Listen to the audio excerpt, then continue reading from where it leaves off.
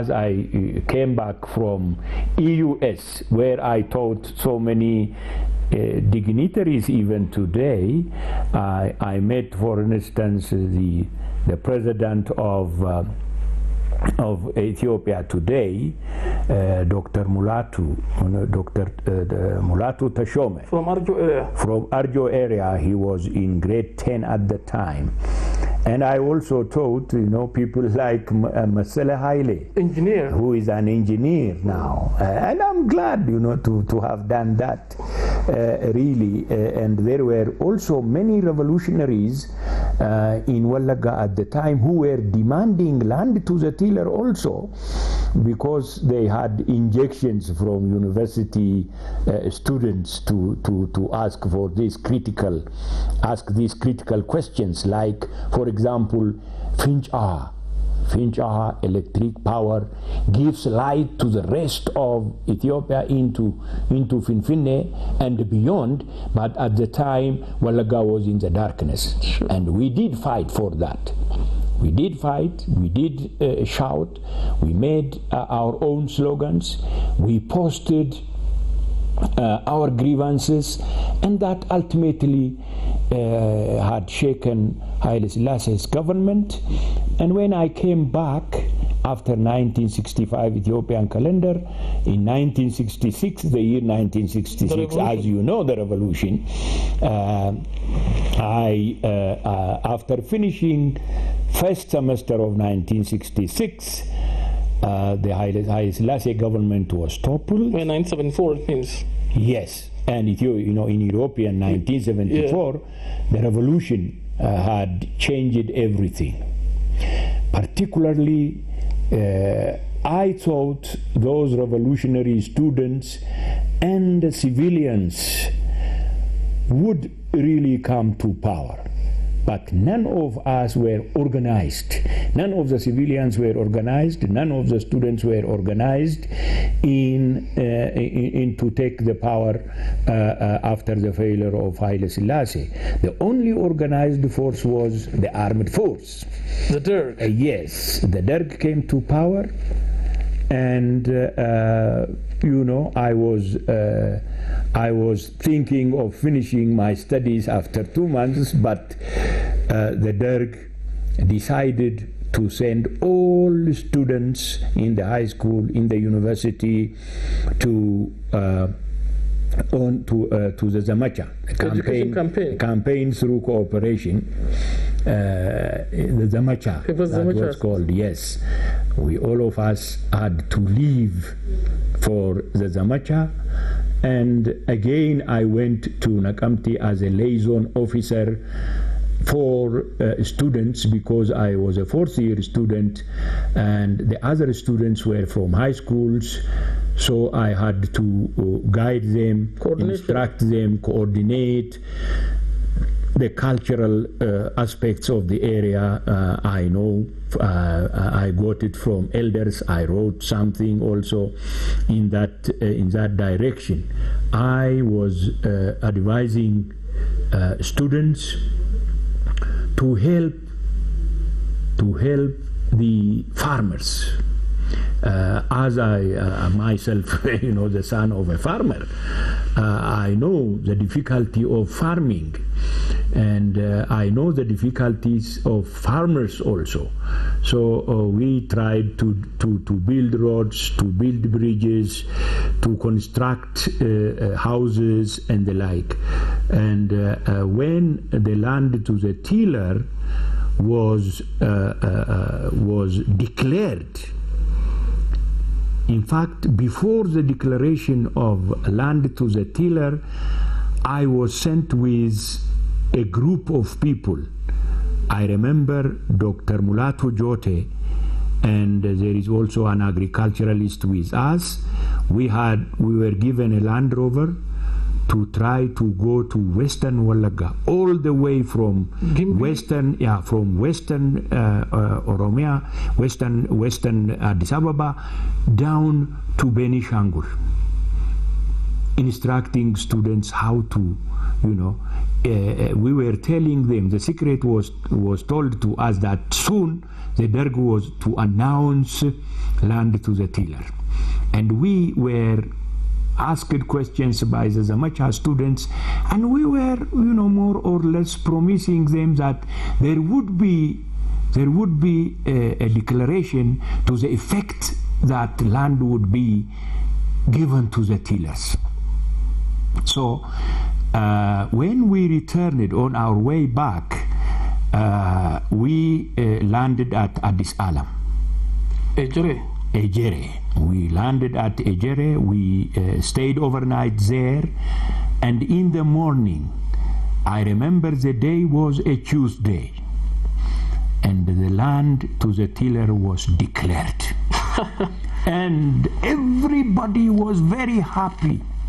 Horses, horsemen, almost escorted us to Finfinne on that day. I remember it was a day of joy and happiness, particularly to the acutely all the suppressed lines, euphoria. Yes, euphoria. All the particularly the farmers around Finfinne were highly oppressed and highly exploited, and they were very happy for the declaration to the effect that they got the land, and the connection between the tenants and the landlords was completely destroyed and broken. That was a euphoria. It was a day of happiness, and it seems to me even today the groundbreaking work that the Derg has done is to give land to the tiller, and in 1975 it had also announced urban land and urban extra housing should be given to the poor. Confiscation by the government, but that was not really as radical as the land. Some people were, some people had suffered the consequences of the urban housing declaration. I went back to Nakamte in order to really streamline urban land declaration also, and I was with a committee, and now God bless his soul, the Tafarra Opsi was an agriculturalist. He died. We worked together. Two of us worked together and divided the 9 Kabales of Nakamti that is today operating. And then you came back to the university? And then I came back 1968, right. Ethiopian calendar, end of 68, and that was 1976. You graduated? Yes, 1976. After 3 months, I submitted my final BA senior essay and graduated. After my graduation, I was recruited by the Faculty of Education at the time because of my background as a teacher and because of relatively good grade, final grade, final GPA. And I had, we were 2 out of 8 students who graduated from history, and 2 of us had gone to the Faculty of Education. We had to be interviewed. They wanted to take one history teacher. Yes. And I answered questions, and because of my background as a teacher, the interviewers were very much impressed, and I was retained as a graduate assistant in the Faculty of Education. At Addis Ababa University? At Addis Ababa University. I don't know why the history department did not want to retain me at the time, but it was supposed to do it. Nevertheless, at the Faculty of Education, I started teaching at Baida Mariam. by the Mariam Secondary School on campus, grade 11 and 12. And there are students whom I taught. They are now doctors teaching at Addis Ababa University with me. And I'm very happy they're all to produce a working, able-bodied and mindful teachers who are teaching now with me. Well, then you did your master's degree there at Addis Ababa University with your thesis entitled The Oromo of Wallagga, a Historical Survey to 1910. That you got your master's degree in 1980. How was that?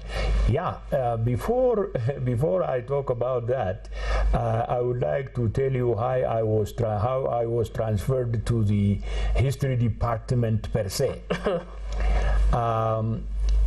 You know, the Derg gave chances to as many students who have passed ESLCE to come to the main campus at Addis Ababa to take courses in history, geography. You know, it's known as a freshman program.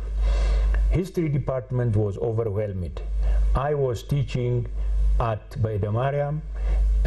My teacher, who is now teaching, Mr. Chappell, came to me. David Chappell? Yes, Mr. David Chappell came to me and said, please Tessema, help us. Now we have so many students in the history department. I did not ask him, but I wanted to ask him, why didn't you recruit me to the history department before, at the beginning? Yeah,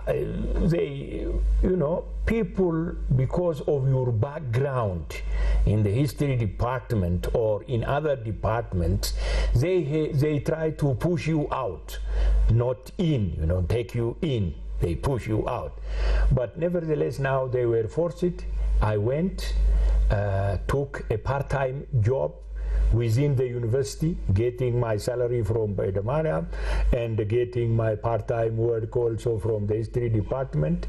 And when I entered into teaching of the freshman program, I honestly tell you, I was overwhelmed by students. Students liked my teaching, they liked my preparation, they liked my mode of delivery. I was very happy.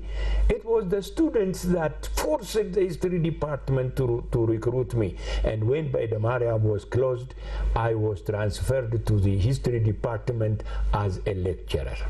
David Chappell, an Irishman? Am I mistaken? He's a British man.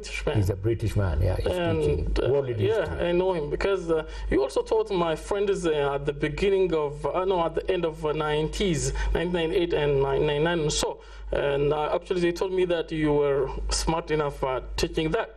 Yeah. What about your PhD? How did you go to the United States of America to study at the Michigan State University? Yeah, first of all, when MA was opened here for the first time, 3 of us from history got the chance to join because the Addis Ababa University had the program of staff development. We had to teach and at the same time do research in MA, take courses in MA, and the load was very, very heavy.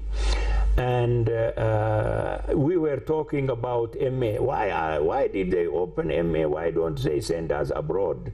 They wanted to make us guinea pigs. But definitely in history, it is here that you can do research. I was very happy in that case, and I joined that MA, and I was asked to formulate a topic. And all the time, when I took my undergraduate history courses, I was really unhappy about the explanations given in the various books about the Oromo. Starting from distorting the name of the people, they continue to distort the history of the people. And when I read some underground works that come through about the Oromo were not as depicted in many of the chronicles, in many of the books written by expatriates as well as Ethiopian instructors. So I said I did was to start off from the so-called 16th century.